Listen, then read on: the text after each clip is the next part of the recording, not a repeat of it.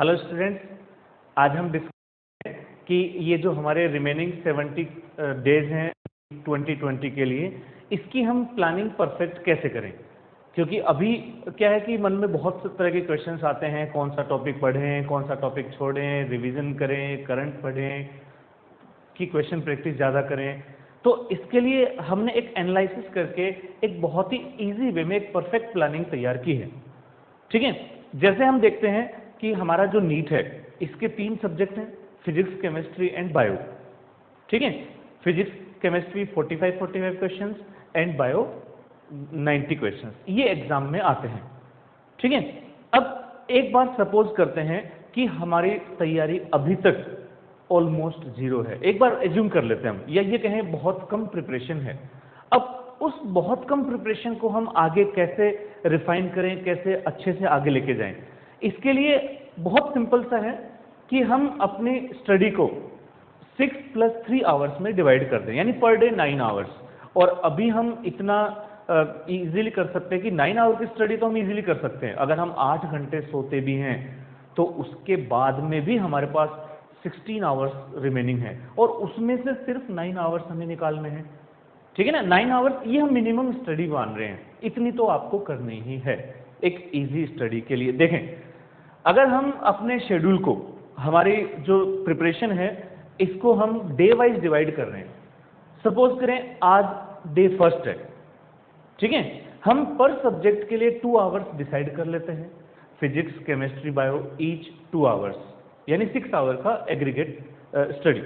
ठीक है, अब हमें क्या करना है, डे फर्स्ट हमें क्या करना है, जो हम टॉपिक स्टार्ट करें, करंट टॉपिक जो भी हम फर्स्ट टाइम स्टार्ट कर रहे हैं, इसको हम करंट टॉपिक बता रहे हैं, वो आप 60 मिनट्स उसकी थ्योरी रिवाइज करें।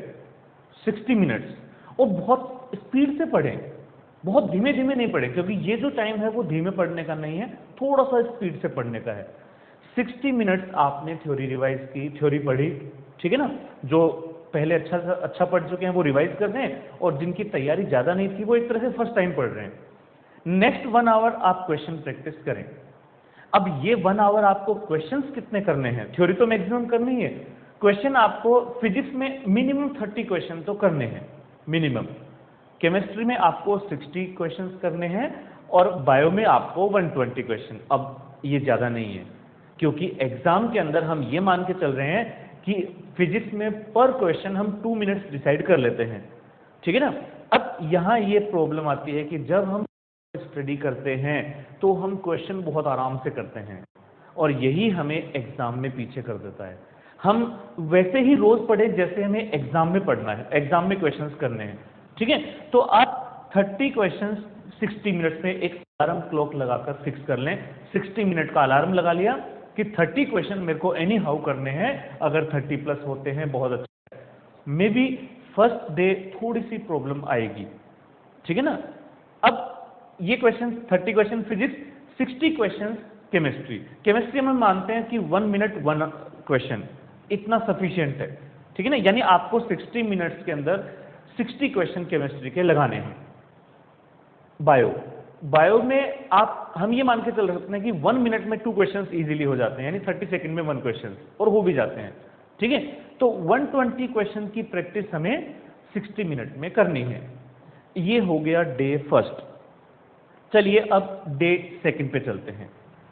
इसमें आपको क्या करना है, जो आप करंट टॉपिक पढ़ रहे थे, जहां से आपने लास्ट डे यानी आज जहां से आपने छोड़ा है, वहीं से आप कल स्टार्ट करेंगे, और 45 मिनट तक उस थ्योरी को पढ़ेंगे।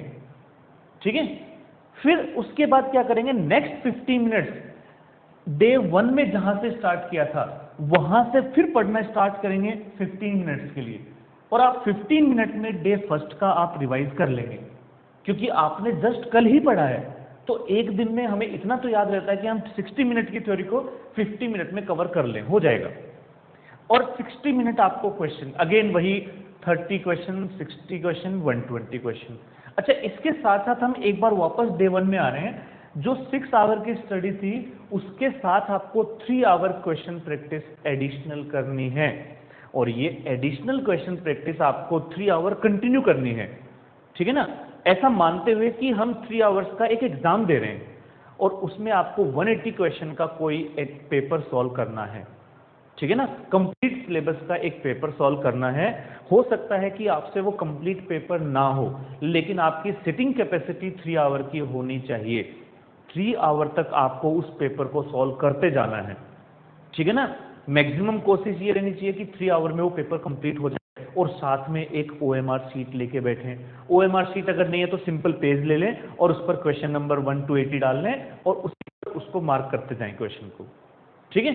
यानी हमारी हर रोज 3 आवर की प्रैक्टिस ऐसी होनी चाहिए जैसे हम एग्जाम दे रहे हैं, यानी हमें एग्जाम का माहौल मिले 3 आवर, ठीक है ना। इसमें आप ये जो 3 आवर्स हैं, इस दौरान आपको अपनी स्टडी टेबल से, स्टडी चेयर से उठना नहीं है। घर पे हैं तो सबको बोल देना 3 आवर कोई डिस्टर्ब ना करे, क्योंकि एग्जाम में कोई डिस्टर्ब नहीं करता। एग्जाम का माहौल बनाना है पर डे। चलिए डे 2 में आ गए हम। वही अगेन 60 मिनट्स हमने क्वेश्चन प्रैक्टिस कर ली सेम पैटर्न पर। अब देखो हमारा डे 2 तक, डे 2 तो तैयार हो ही गया। डे 1 में जो हमने स्टडी की थी वो भी हम कैरी करके चल रहे हैं, यानी अभी तक हमने 2 दिन कंप्लीट पढ़ रखा है, पूरी तैयारी है 2 दिन की।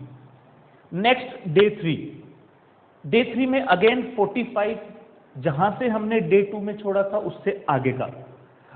अगेन नेक्स्ट 15 मिनट्स आपको क्या पढ़ना है, बिल्कुल फर्स्ट से यानी फर्स्ट पेज जो आपने स्टार्ट किया था उस फर्स्ट पेज को 15 मिनट्स में आपको यहां तक डे 3 तक ले आना है। यानी अब आप ऐसा ना सोचें कि 3 दिन का हम 15 मिनट में कैसे करेंगे। जब आप करने लगेंगे, जब पहले दिन आपको 60 मिनट लगेंगे, सेकंड आपको 15 मिनट्स में वो कवर हो जाएगा, और थर्ड डे वो 15 मिनट्स में दोनों दिन कवर हो जाएंगे। यानी डे 3 तक आप तीनों दिन एक साथ लेके चल रहे हैं। यानी आप ये नहीं कहेंगे कि मैंने पुराना नहीं पढ़ा, पुराना आपने पढ़ रखा है, करंट टॉपिक आपका चल रहा है, ठीक है। ये आ गया डे 3। डे 3 तक आपके कितने पेपर सॉल्व हो गए 3-3 घंटे के? 3 पेपर्स, यानी कि आपने 180 क्वेश्चन पर डे सॉल्व कर रहे हो, तो आप खुद सोच सकते हैं आपके कितने क्वेश्चन डेली तैयार हो रहे हैं, ठीक है ना।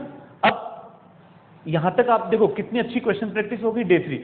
अब यही डे 4 में, डे 5 में, डे 6 में, डे 6 तक आपका 6 डेज का पोर्शन जो है वो रिवाइज हो गया है। आप जिस भी दिन एंटर करेंगे, आप नेक्स्ट डे जब शाम को कंप्लीट करेंगे अपनी स्टडी को, रात को स्टडी को कंप्लीट करेंगे, आपको लगेगा कि मेरा पिछले तक का सारा कवर हो रखा है, पीछे तक का, यानी प्रीवियस पोर्शन आपका पूरा कवर हो रखा है। आपको कभी ऐसा नहीं लगेगा कि मेरी तैयारी कम है, आपको हर डे ऐसे लगेगा मेरी तैयारी कंप्लीट है। अब आप सोच के देखें, डे 70, आपने डे 70 तक कितना रिवाइज कर लिया, कितनी क्वेश्चन प्रैक्टिस कर ली, हर एक सब्जेक्ट को आपने कवर किया। किसी भी दिन अप टू डे 70 किसी भी दिन आपका पेंडिंग वर्क नहीं है, क्योंकि आप रोज पढ़ रहे हैं स्टार्टिंग से, आप रोज स्टार्टिंग से पढ़ रहे हैं। टाइम ऐसा आएगा कि सिर्फ आपको पेज बदलने होंगे। आप जैसे ही पेज चेंज करेंगे आपको लगेगा ये तो मैंने बहुत बार पढ़ रखा है, ये मैंने बहुत।